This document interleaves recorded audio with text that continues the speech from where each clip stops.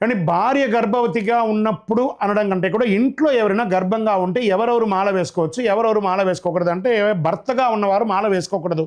కారణం ఏమంటే భార్య కూడా ఒక దీక్షనే, గర్భం కూడా ఒక దీక్షనే.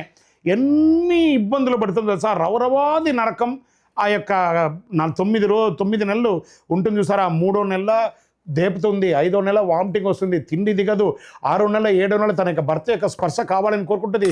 ఆ నొప్పి తల్లిదండ్రులు అత్తమామలు కూడా తీర్చిన నొప్పి, ఆ భర్త చేతిని గట్టిగా నేను ఉన్నానని చెప్పి ఆ ధైర్యం ఇచ్చే చెయ్యిని మిస్ అవుతుంది. కాబట్టి ఆ భర్త భార్యకు సపోర్ట్గా ఉండాలి.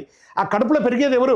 సాక్షాత్ ఆ మణికంఠుడు లేదా అమ్మవారు లక్ష్మీదేవి, ఆ రూపమే కదా వస్తుంది. కాబట్టి మీరు కూడా దీక్షలో ఉన్నట్టే.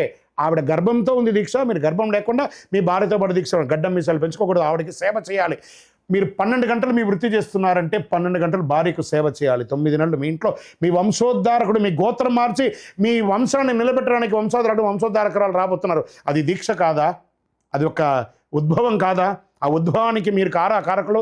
నేను అవన్నీ వదిలేసి నేను దీక్షలో ఉంటానంటే అయ్యప్ప క్షమించడా?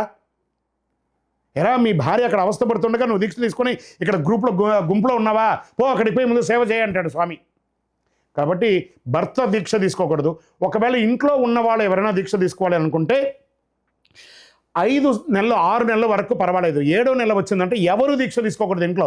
ఎందుకంటే 7వ నెల పిండానికి ప్రాణం వచ్చేస్తుంది. కాబట్టి అప్పటి నుంచి 9వ నెలలోపు ఎప్పుడైనా డెలివరీ కావచ్చు, ప్రీమెచ్యూర్ బేబీ కానీ ఇంకొక రకం కానీ.